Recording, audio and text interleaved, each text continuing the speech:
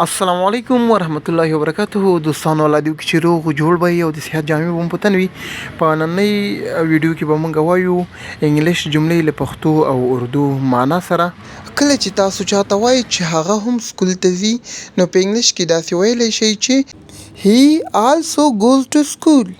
he also goes to school. بل کله چې تاسو چاته وایي چې دا کار ماته پرېږده یا دا ماته پرېږده نو په انګلیش کې داسې ویلی شئ چې leave that to me. leave that to me. بل کله چې تاسو چاته وایي چې زما له نظره نو تاسو په انګلیش کې داسې ویلی شئ چې from my point of view. from my point of view. کله چې تاسو خپل ملګرو ته وایي چې راځئ په بس کې ولاړ شو نو په انګلیش کې داسې ویلی شئ چې let's go by bus. let's go by bus. کله چې تاسو چاته وایي چې زما تقلید مه کوه یا زما کاپي مه کوه نو په انګلیش کې داسې ویلی شئ چې don't mimic me. don't mimic me. زما تقلید مه کوه.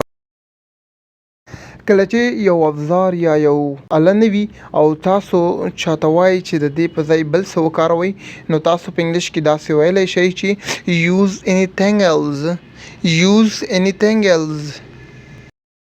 او کله چې تاسو چاته وایي چې څومره یخه شپه ده یا څومره سړه شپه ده نو په انګلیش کې داسې ویلی شئ چې what a cold night it is. what a cold night it is.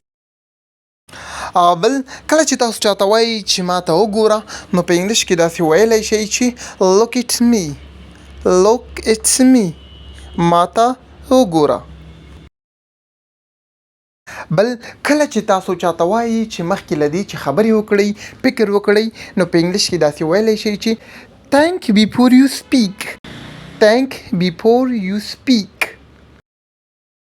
او کله چې تاسو چاته وایي چې وخت قیمتي ده نو په انګلیش کې داسې ویلی شئ چې time is money. time is money. وخت قیمتي ده. Thank you for watching. Have a good time. د الله پامان.